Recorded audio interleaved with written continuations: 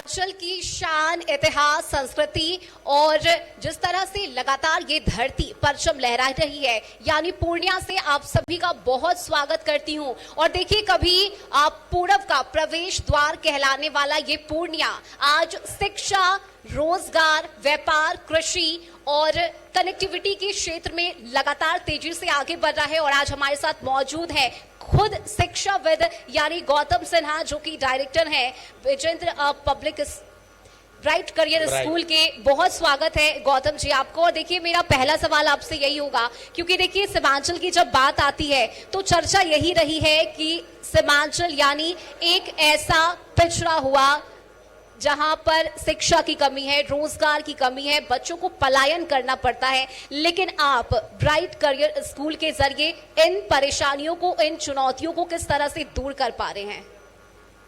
बिल्कुल, सबसे पहले तो बहुत बड़ा बेईमानी होगा कि सीमांचल क्षेत्र को हम पिछड़ा क्षेत्र कहते हैं।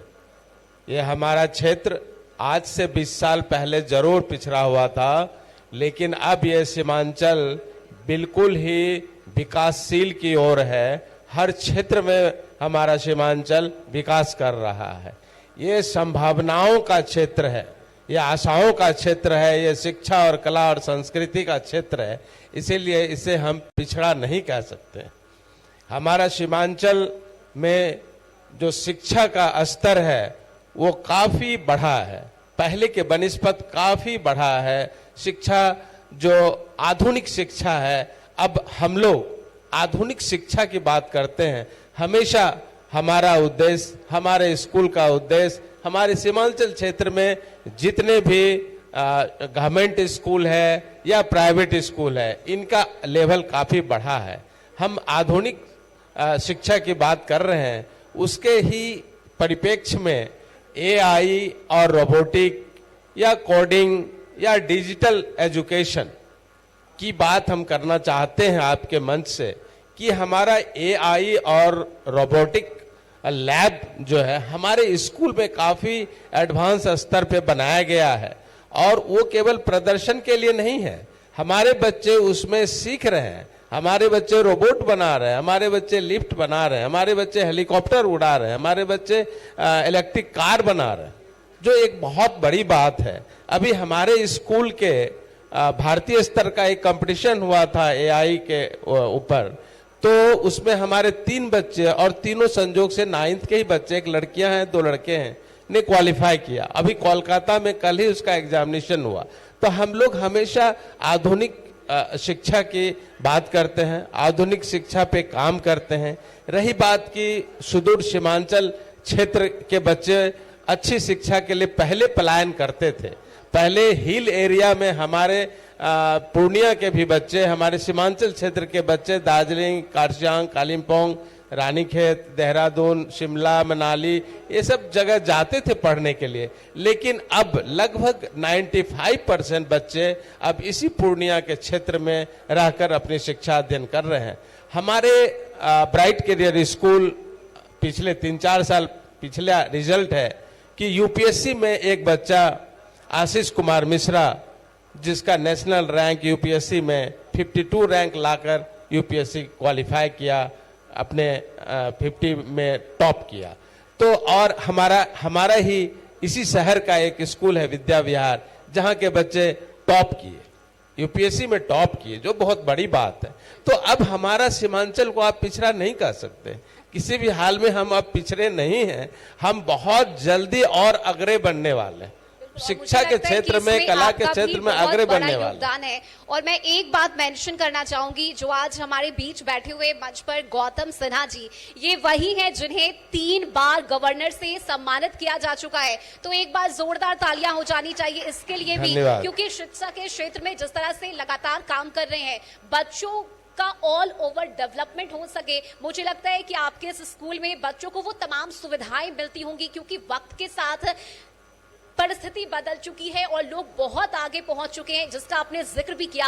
अब जमाना एआई का है, और अगर एक स्कूल में पढ़ाई के साथ साथ आपको एआई भी सिखाया जाए और तकनीकी नॉलेज भी उन बच्चों को दिया जाए, मुझे लगता है इससे बेहतर चीज और क्या हो सकती है। तो एक बार इसके लिए भी जोरदार तालियां। और सर, और आगामी क्या प्रोग्राम है आपके स्कूल में? किस तरह से अलग अलग क्षेत्रों से बच्चे यहाँ आते हैं, उन्हें कितनी सहूलियत मिल पाती है? अगर इस पर आप प्रकाश डाल सके तो। हमारे स्कूल में जो भी सीमांचल क्षेत्र के बच्चे, आधा बिहार के बच्चे हम लोग के स्कूल में आके पढ़ते हैं, तो उनको हम लोग के आधा बिहार या नहीं पूरे बिहार की हम बात लें तो हमारे यहाँ चुनौतियां अगर है शिक्षा के क्षेत्र में तो वो सिर्फ एक्सपोजर की है। हमारे यहाँ संभावनाएं काफी है, ठीक है, लेकिन एक्सपोजर नहीं मिलता। हमारे बच्चे टॉप करते हैं, हमारे बच्चे 90 प्लस में 100 बच्चे एक स्कूल से रिजल्ट देते हैं, है ना। लेकिन एक्सपोजर आप देखेंगे तो 10% बच्चों को भी एक्सपोजर नहीं रहता है। तो इसीलिए हम सारे स्कूल वाले भी आपस में मीटिंग करते हैं, आपस में बात करते हैं कि बच्चों को एक्सपोज कैसे किया जाए, ऑल इंडिया स्तर पर कैसे एक्सपोज किया जाए, उसको विश्व के पैमाने पर इन बच्चों को कैसे लिया जाए। जबकि मैं ये बताना चाहूंगा आपके नॉलेज के लिए, आपके माध्यम से, कशिश के माध्यम से, कि 44 कंट्री में हमारा बच्चा परचम लहराता है, ठीक है, लेकिन उसका प्रतिशत अभी भी कम है, उसका प्रतिशत अभी भी कम। हम चाहते हैं 100% बच्चों में एक्सपोजर आए, तो बच्चों में हम लोग डिबेट कराएं, हम लोग ग्रुप डिस्कशन कराएं। हम अपने स्कूल में पार्लियामेंट लगाते हैं, जिस तरह दिल्ली में पार्लियामेंट लगता है, संसद भवन के तर्ज पे हम लोग पार्लियामेंट लगाते हैं। उसमें क्वेश्चन आवर होता है, सारा क्वेश्चन पूछा जाता है, सारे बच्चों को एक प्रॉब्लम दे करके उनकी तैयारी 3 महीना पहले से हम लोग करते हैं कि बच्चों में एक्सपोजर आए, बच्चों को अपनी समस्या के समाधान के लिए, प्रॉब्लम सॉल्विंग के लिए स्किल्ड बनाते हैं। हम बच्चों को केवल किताबी ज्ञान नहीं देते हैं कि बच्चे केवल किताब का ज्ञान प्राप्त करें, एग्जामिनेशन दें और रिपोर्ट कार्ड उनका काफी अच्छा हो जाए, गार्जियन खुश हो जाए। नहीं, हमारा काम एकेडमिक एक्सीलेंस का तो उसका कोई जोड़ तोड़ नहीं है। एकेडमिक एक्सीलेंस तो किसी भी हाल में चाहिए, लेकिन एकेडमिक एक्सीलेंस पे हमारा जोर रहता है 60%। 40% रहता है कि हम अपने स्कूल में क्लब बनाते हैं, हम साइंस क्लब बनाते हैं, हम आर्ट का क्लब बनाते हैं, हम स्पोर्ट्स क्लब बनाते हैं, हम टेक्नोलॉजी का क्लब बनाते हैं, हम एआई रोबोट का क्लब बनाते हैं, हम डिजिटल क्लब बनाते हैं। इस तरह से एक टैलेंट सर्च एग्जामिनेशन लेते हैं इंटरनली हमारे स्कूल में टैलेंट सर्च एग्जामिनेशन होता है कि किस बच्चे की प्रतिभा किस क्षेत्र में बढ़ रही है और कौन आगे अच्छा कर सकता है ना। तो इस तरह से बच्चों का हम लोग सिलेक्शन करके उसको क्लब में रखते हैं और उसको अलग से हम लोग उसको ट्रेन करते हैं कि बच्चों को ट्रेन करके और उसको विश्व स्तर पे परोसते हैं। यानी प्री प्लानिंग की जाती है आप लोगों की तरफ से बच्चों के भविष्य को लेकर। बिल्कुल। शिक्षाविद के तौर पर क्या लगता है आपको, अभी जो वर्तमान स्थिति है, कितनी चुनौतियां हैं इस वक्त, और ब्राइट करियर स्कूल के जरिए आप लोग इन चुनौतियों को किस प्रकार से पार कर पा रहे हैं या उससे आगे बढ़ पा रहे हैं? हम चुनौतियां केवल, हमको लग रहा है कि एकेडमिक एक्सीलेंस के लिए हम लोग लगता है कि वो उसको हम लोग 100% दे रहे हैं, है ना। अब दूसरा पार्ट जो हमारा है कि बच्चों में टेक्नोलॉजिकली कैसे स्मार्ट बनाएं, बच्चों को डिजिटली कैसे स्मार्ट बनाएं, बच्चों को ग्लोबली जो हमारा बच्चा बने वो अवेयर हो, वो अवेयर सिटीजन कैसे बने, जिससे कि विश्व स्तर पे वो विश्व के बारे में, भारत के बारे में, अपने देश के बारे में वो सोच सके। आजकल बच्चों में क्या है कि प्रॉब्लम सॉल्विंग वाला चीज नहीं है, बच्चों को इतना दुलार मलार प्यार और ये मिलता है, सुविधाएं मिलती है, तो वो कभी अगर बच्चे कोटा चले गए, बेंगलुरु चले गए, हैदराबाद चले गए, दिल्ली चले गए अच्छी पढ़ाई के लिए, तो वहां पर अगर कोई प्रॉब्लम आ जाता है बच्चा वहां फंस जाता है। बच्चा को लगता है अब हम क्या करेंगे। इसीलिए हम लोग ऐसा क्लास लगाते हैं बच्चों का कि कोई समस्या तुम दो और उस समस्या से का समाधान क्या हो। इसके लिए हम लोग दिल्ली से, हैदराबाद से हम लोग काउंसलर बुलाते हैं, काउंसलर बुला करके कि प्रॉब्लम सॉल्विंग पे आप इसका क्लास लीजिए, काउंसलिंग कीजिए, हमारे बच्चों को ट्रेन कीजिए। अब हम ज्यादातर ट्रेनिंग प्रोग्राम स्कूल में करते हैं, कॉपी किताब से थोड़ा हटके बच्चे को काफी मजा आता है, काफी मजा आता है कि भाई मार्क्स में परसेंट में कुछ भी नहीं रखा हुआ है, 10 टॉप तुम्हारा रिजल्ट आ रहा है, वो सब कुछ नहीं, वो एक अलग बात है, ठीक है ना। तो उसके लिए हम लोग तैयार करते हैं बच्चे। यूपीएससी मेन एग्जामिनेशन में इसी सीमांचल क्षेत्र के बच्चे हर साल 20 से 25 क्वालिफाई करते हैं, लेकिन फाइनली 1 या 2 ही क्वालिफाई कर पाते हैं। तो क्यों? वही एक्सपोजर नहीं है, उसका भाइवा का तैयारी नहीं कभी हुआ, वो रिटेन में लगा रहा, 14 घंटा तक मेहनत करता रहा, लिखता रहा, पढ़ता रहा, लेकिन जब भाइवा का टाइम आया तो वो फिसड्डी हो गया, वो फेल हो गया, वो जवाब नहीं दे पाया किसी भी समस्या पे कि श्रीलंका के साथ क्या समस्या है, चेन्नई में क्या समस्या है, या पंजाब में क्या समस्या चल रहा है। और उस समस्या पर अगर सवाल बोर्ड ने पूछ दिया तो वो नहीं जवाब दे पा रहा है, उस कारण वो फेल हो जाता है। बिल्कुल। मेरा एक सवाल आपसे ये भी होगा, और जितने व्यूअर्स इस वक्त हमें देख रहे होंगे या जितने पेरेंट्स देख रहे होंगे, मुझे लगता है कि आज के प्रेजेंट सिनेरियो में और जो बिजी लाइफस्टाइल हो गया है, पेरेंट्स अपने बच्चों को ज्यादा वक्त नहीं दे पाते हैं, तो उनके जितने भी एक्सपेक्टेशंस है वो स्कूल से बढ़ जाते हैं। आपसे मेरा ये सवाल होगा कि बच्चों के मोरल एजुकेशन के लिए, वैल्यूज के लिए आप किस तरह से काम कर रहे हैं और वो बच्चे बेहतर इंसान बन सके, इस पर किस तरह से फोकस किया जा रहा है? देखिए, हम दोनों का योगदान बराबर है। ऐसे हमारा योगदान एज ए शिक्षक, एज ए स्कूल संचालक मात्र 6 घंटे का है, 18 घंटे वो पेरेंट्स के साथ रहते हैं। तो हम इस मंच से, ये मंथन मंच से मैं ये संदेश देना चाहता हूं कि अभिभावक को सबसे पहले अपने बच्चों के लिए समय निकालना चाहिए। हर चीज के लिए वो समय निकालते हैं, मार्केटिंग के लिए निकालते हैं, सिनेमा देखने के लिए जाते हैं, कहीं घूमने जाते हैं, हर चीज के लिए उनके पास समय होता है, ऑफिस का समय होता है, बिजनेस का, लेकिन अपने बच्चे के कैरियर के लिए वो समय नहीं दे पाते हैं। सबसे पहले गार्जियन को ये सोचना होगा हमारे बच्चों में किस तरह की प्रतिभा है, उसको पहचानना होगा। इसलिए 18 घंटे वो अपने मम्मी पापा के साथ रहते हैं। लेकिन ब्राइट करियर स्कूल इस दिशा में काम कर रहा है। बिल्कुल, इस दिशा में ब्राइट करियर काम कर रहा है। ये काम गार्जियन का है, ये करके वो देना। लेकिन हम तो बताए कि टैलेंट सर्च एग्जामिनेशन मैं लेता हूं कि उसकी टैलेंसी किस एरिया में है और उसी एरिया में उसको आगे बढ़ाना चाहता हूं।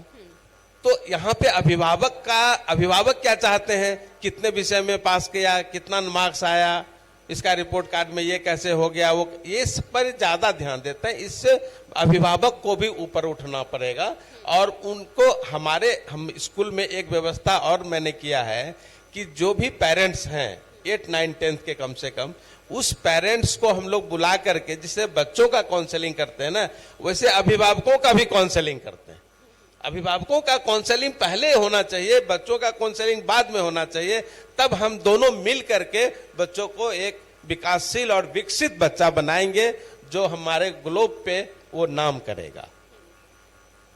आपने बिल्कुल तालियां होनी चाहिए, क्योंकि मुझे लगता है ब्राइट करियर स्कूल ना सिर्फ शिक्षा पर फोकस कर रहा है, बाकी बच्चों का ऑल ओवर डेवलपमेंट हो सके इस दिशा में भी आप काम कर रहे हैं। और मुझे लगता है कि पढ़ाई से अलग हटकर अगर आप प्रैक्टिकली चीजों को करते हैं तो नॉलेज और भी ज्यादा होती है। तो इसके लिए भी पहले तो सर थैंक यू आपको, क्योंकि बहुत कम ऐसे स्कूल होते हैं जहां पर ऑल ओवर प्रैक्टिकल लाइफ में या फिर जो शिक्षा है वो बच्चों को मिल सकती है। मेरा एक और आपसे सवाल होगा, क्योंकि बड़ी संख्या में आज भी बच्चे हैं जो कोटा या फिर दिल्ली जाकर कोचिंग लेते हैं वहां पर पढ़ाई करने के लिए, आप इसे रोकने के लिए या इस दिशा में बच्चे यहीं रहकर अपनी सीमांचल की धरती पर रहकर उन्हें उस क्षेत्र में भी पढ़ाया जा सके, उन्हें ज्ञान दिया जा सके, इस दिशा में कोई कदम उठाया? बिल्कुल। अब जो स्थानीय स्कूल के संचालक हैं तो उनका स्कूल तो काफी बढ़ चढ़ करके काम कर रहा है शिक्षा के क्षेत्र में, आधुनिक शिक्षा के क्षेत्र में।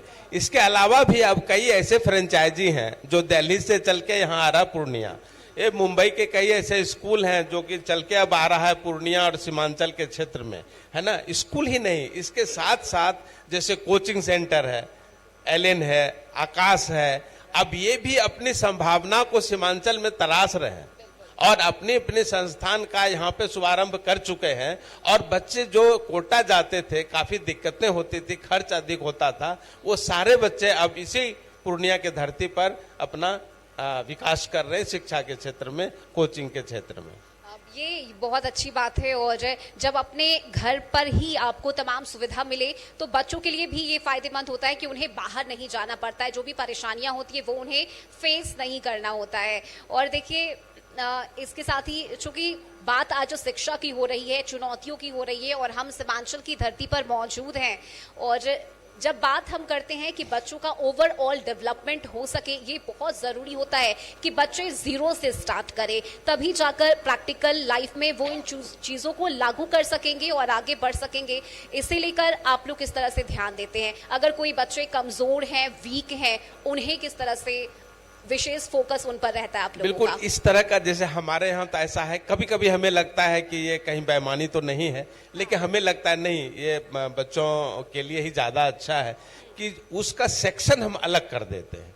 ऐसे बच्चे जो थोड़ा स्लो लर्नर है, थोड़ा सा फाउंडेशन उसका सही नहीं पड़ा और मेरे यहाँ 6 में आ गया बच्चा, 5 तक का फाउंडेशन नहीं पड़ा, उसका सेक्शन बिल्कुल अलग कर देते हैं। वहाँ पे हम लोग पेशेंस वाले टीचर को डालते हैं और उनको यहाँ तक बोलते हैं कि आपका सिलेबस पूरा हो या ना हो, हम कभी सवाल नहीं करेंगे, लेकिन आप बच्चों को वहीं पे समझा दीजिए। और स्मार्ट क्लास हमारे यहाँ हर क्लास में स्मार्ट क्लास लगा हुआ है। स्मार्ट क्लास पे कलर्ड उस पे जो लिखते हैं टीचर, उसमें भी कलर उग रहा है, वो कलर दिख रहा है तो एक्साइट हो रहा है बच्चा। वहाँ पर डाइजेस्टिव सिस्टम पढ़ाना है तो खाना खाते हुए कहाँ कहाँ हमारा खाना जाता है, कौन सा एंजाइम्स का सेक्रेशन होता है, फिर यहाँ से डाइजेशन के बाद फिर उसका फूड पार्टिकल्स कहाँ जाता है। तो इस तरह से जब बच्चा एज ए फिल्म टाइप से देखता है अपने स्मार्ट क्लास में, है ना, तो बच्चे काफी एक्साइटेड होते हैं। जिनको कि किताब पढ़ना भारी लगता है लेकिन फिल्म देखना तो अच्छा लगता है, तो उसको तो लग रहा है स्क्रीन पे हम तो फिल्म देख रहे हैं, है ना, मूवी देख रहे हैं, तो मूवी लाइक लगता है। तो मूवी के तौर पर हमारा बच्चा उस प्रॉब्लम को, उस समस्या को, जो चीज की किताब में नहीं समझ पाता था, पढ़ता था, तो वो देख करके वो समझ जाता है।